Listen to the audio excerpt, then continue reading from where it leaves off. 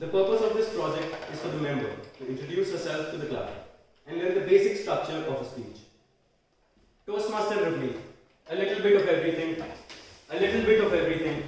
Toastmaster Ravneet.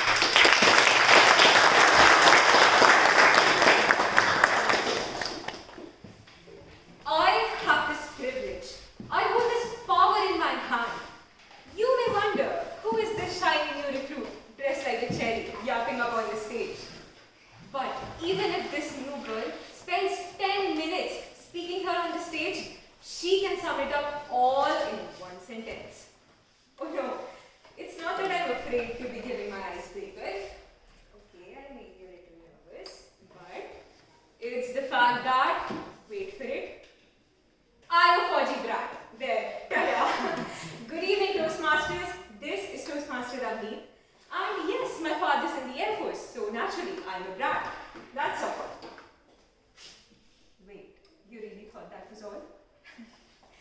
In the next few minutes, I am going to prove to you how my roller coaster of a life has been much more than just being a brat. Cans, postings, canteens, ABS, uniform, cheap alcohol, punctuality, I know. Trust me, I know about all these varied misconceptions people hold about the defense lifestyle. I have shifted schools more than the number of your relationships you've had in the 19 years of your experience. Oh wait, I'm sorry, you've had none. So, it all started on a lovely Friday evening in a military hospital in Hyderabad when I was born.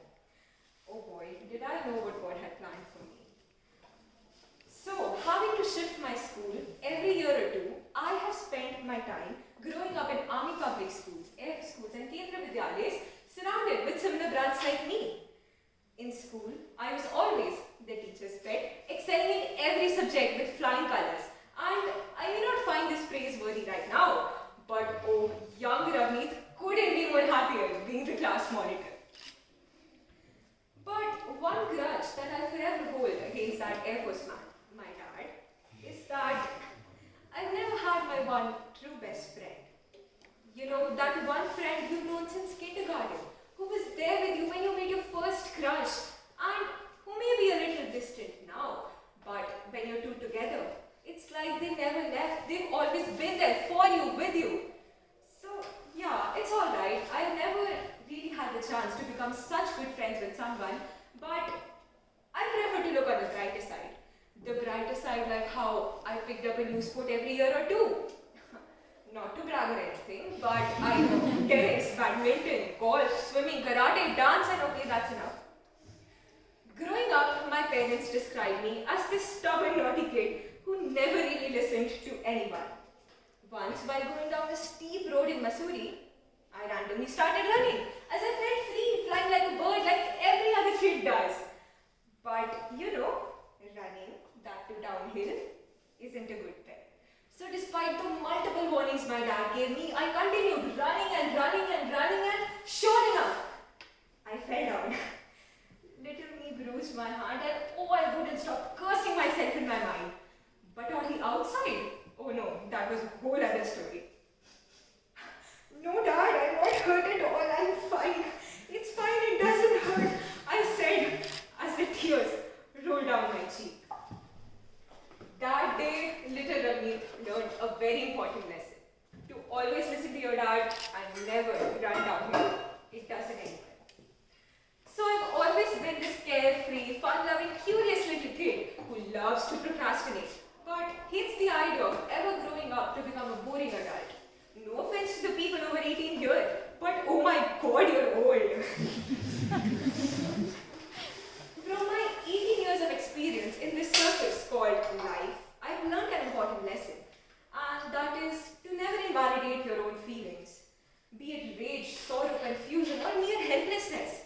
Don't distract yourself by trying to avoid those feelings. Instead, try to introspect. Try to learn where you went wrong or how you could have handled the situation better. Since my mom taught me to be very confident from a young age, little me wouldn't even hesitate for a second before grabbing the mic. But as I've grown up, this curtain of consciousness and uncertainty veils me. Every time I think of speaking in front of No matter how well I perform on stage, the state I am in before I step up on the stage is something I absolutely dread. My palms are sweaty, knees weak, arms are heavy. As some of you might know, I was one of the 4 finalists from Cogitation. This may not mean a lot to you in your also happening lives, but it meant a lot to me in my bubble of existence. Singing Tunak Tunak Kantarara got me to the final day of Cogitation, ending up to Crying Eve. In front of an anxiety-inducing crowd of almost 1,000 people, or that's what Frost told us, I felt like an unprepared soldier. Slowly being pushed towards the battleground, having to defend myself from people's judgment, mimicry, comments and statements. When no form of stress relief seemed to work, Toastmaster Amber was there for us. He was like this beacon in the dark, repeatedly comforting us by telling us how far we had come and how speaking in front of such a large audience wasn't a piece of cake for everyone. His words being, if you have lost faith in yourself, have faith in me, because I see just how brilliant orators each one of you is. That's the day. Ladies and gentlemen, that's the day I just knew I had to get into Thapar Toastmasters Club because oh, this man seemed to have it all sorted. Well, finally, I can say that I'm really glad that I gave it my all. For now, I have this audience of amazing speakers and even better listeners hostage as I go on and on about my childhood. I feel that now my life has been a tapestry woven with the threads of discipline, competitiveness, hard work, clumsiness, procrastination, and of course, a lot of embarrassing moments. Now that I'm in college, already done with my first semester, I can't wait to welcome all the new and awaited experiences with open arms, ready to learn and grow as a person. Looking forward to making memories with this club and its members